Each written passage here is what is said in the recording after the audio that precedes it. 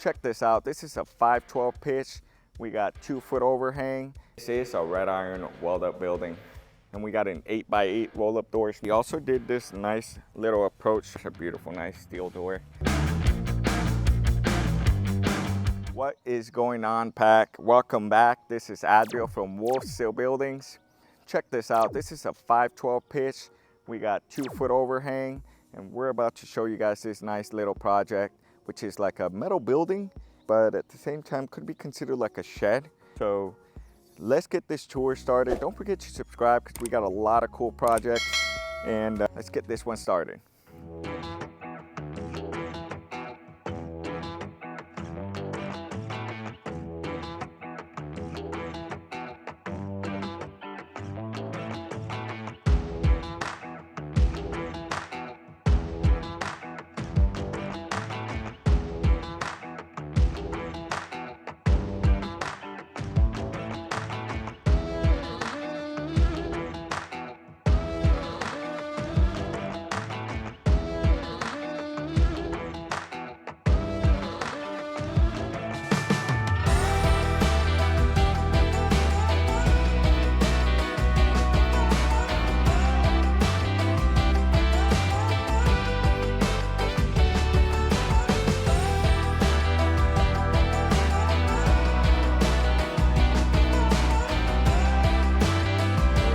Here in Joshua, Texas. It's actually my hometown, guys. So I was actually born and raised in Michigan, but I moved down to Texas, and here in Joshua, Texas, a little bit south of Burleson, south of Fort Worth. But we got here a 512 pitch. So you can see the steepness. Our standard is 312 pitch, but this 512 pitch for this, see how much is it rising? Because it's 9 foot to the eaves, and we got 12 times 5. If I'm not mistaken, 6 inches. It rises about 5 foot up to the middle. So from 9, we're at 14 if I'm making the right calculations in my head right now, guys. But this is 24 wide, 24 long, 512 pitch. You are looking at a 2-foot overhang. Now, before I get going into more details, I wanted to talk about the fact that this building, we're in Joshua. There were some requirements by the HOA or the city. If I'm not mistaken, it was the city. They had a certain size limit that you can do on your metal building. But lately, a lot of these smaller towns, they have requirements, but sometimes the communication is not clear. They did, we have clear communication where they did say it was maximum 24 wide and 24 long you could do. But after working with the city for a little while, they did mention maybe a possibility of actually being able to make it bigger. So why am I saying this? Well, if you are looking to get a metal building, I recommend you to start looking into your HOA or your city for any of the requirements or restrictions you have for your metal building. We actually look into those, but if you get ahead of the game, you actually can get a lot of information and start planning ahead. So talk with your HOA department, talk with your city if you do require permits, and that way you know what restrictions you have. So that's my recommendation, guys. Most of Texas, though, about 70%, you don't have any requirements or restrictions. Here, we have to actually have a brick wall that will match their home. So that's coming up, and you can see a lot of the bricks already there. And that's going to be added to the front. And if you can see here, the neighbor has a small shed back there, and you can see that he's got a brick front to be able to match their home. So similar concept is going to be done for this project. So this is a 2-foot overhang. We got the panels as a soffit. So this takes a little bit of custom work. So whenever you see an overhang, and you see the price for it, it takes some time. It takes detail work to make a whole soffit, to make the whole fascia nice trim, and run a gutter system, which I'm gonna show you guys in the back. Now this color for this building is pebble beige with white, and we got an 8x8 roll-up door, small little roll-up door, and another roll-up door there. Okay, so this is a pebble beige. We got the white trim. And you can see here, we ran the gutter system all the way to the back. Now our client did ask us to make those 2 holes in the back. He's gonna be running, I'm not exactly sure if it's gonna be as electrical or some sort of piping. We still got some work to do. We gotta come in and clean up our waste. And you can see here we have our base trim.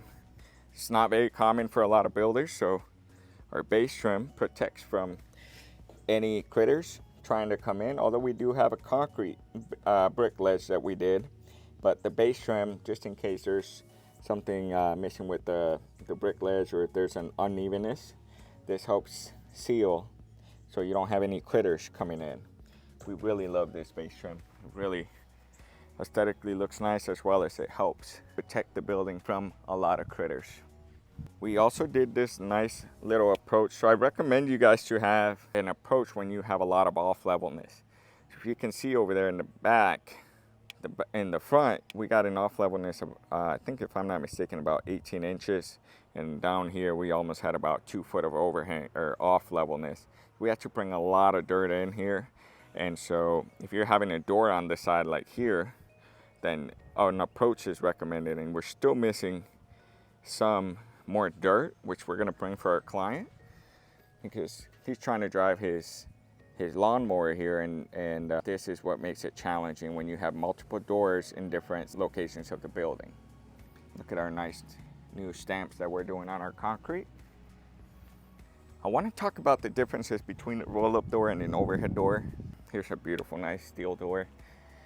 We're gonna come in and take off this plastic, have it ready for our client. So that's some cleanup to do. But a roll-up door rolls up into a coil, okay? So these are typically made out of steel and not insulated. If you're gonna be insulated your building, I recommend you an overhead door, okay? So an overhead door is the sectional doors you see commonly in homes, and those can be insulated and really sealed off. But a roll-up door is a cost-effective option, and it's very common in storage buildings, as well as some commercial like warehouses. You can get roll-up doors.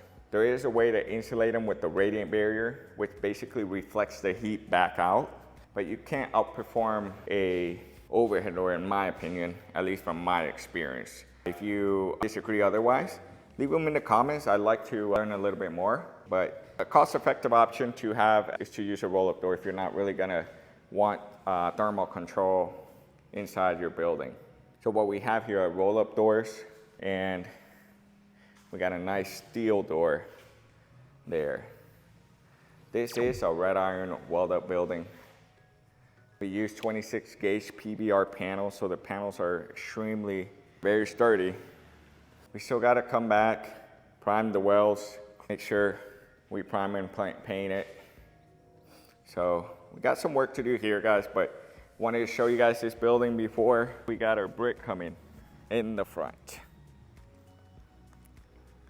Wow, I love this small little building. Look at that 512 pitch. So guys, I hope you enjoyed this video.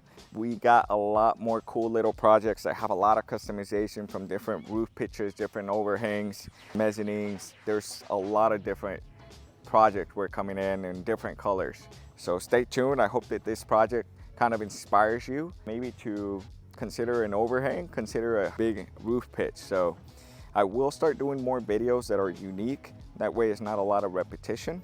So you will see a lot more projects that are unique start coming up, instead of just our normal builds that we already have on our YouTube channel. So if you have any suggestions or any more feedback on how we can improve our YouTube channel, don't forget to let us know, communicate with us, and we'll see you guys in the next one.